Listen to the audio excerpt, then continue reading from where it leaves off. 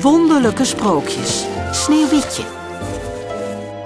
Er was eens een koningin die een kindje kreeg met een huid zo wit als sneeuw. Ze noemde haar Sneeuwwitje. Toen de koningin stierf, trouwde de koning een ijdele vrouw. Een jaloerse koningin die elke dag in haar toverspiegel keek. Ze vroeg: spiegeltje, spiegeltje, aan de wand. Wie is nu de mooiste in het hele land? En de spiegel antwoordde altijd: majesteit, zo mooi als u is er geen. U bent het mooist van iedereen. Sneeuwwitje groeide op tot een wonderschone prinses. Toen de koningin weer eens voor de toverspiegel stond, klonk het: o, koningin, heel mooi bent u, maar Sneeuwwitje is 1000-maal mooier nu. De koningin was woest. Ze werd zo jaloers dat ze de jager vroeg om Sneeuwwitje in het bos te doden.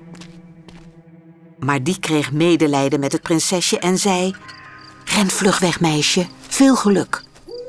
Wanhopig dwaalde Sneeuwwitje rond, totdat ze een klein huisje ontdekte. Toen er niemand opendeed, stapte ze naar binnen. Daar telde ze 7 kleine stoeltjes om een tafel en 7 kleine bedjes naast elkaar. Doodmoe ging Sneeuwwitje dwars over de bedjes liggen en viel meteen in slaap.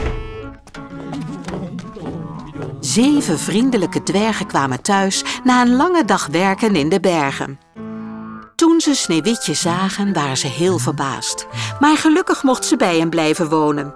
Sneeuwwitje hield het huisje schoon en zorgde voor het eten. Ze was gelukkig. Toen de boze koningin ontdekte dat Sneeuwwitje nog leefde, vermomde ze zich als appelkoopvrouw. Ze ging naar het huisje en liet Sneeuwwitje proeven van een rode, giftige appel. Het meisje viel meteen levenloos op de grond. De dwergen waren ontroostbaar en legden Sneeuwwitje in een glazen kistje op het mos.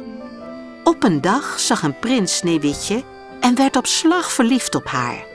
Hij vroeg of hij het meisje mee mocht nemen naar zijn kasteel. De dwergen vonden het goed.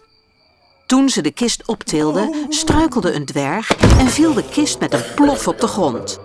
Het giftige stukje appel schoot uit haar keel en Sneeuwwitje opende haar ogen. Je leeft, riep de prins. Niet lang daarna trouwden ze met elkaar en ze leefden nog lang en gelukkig.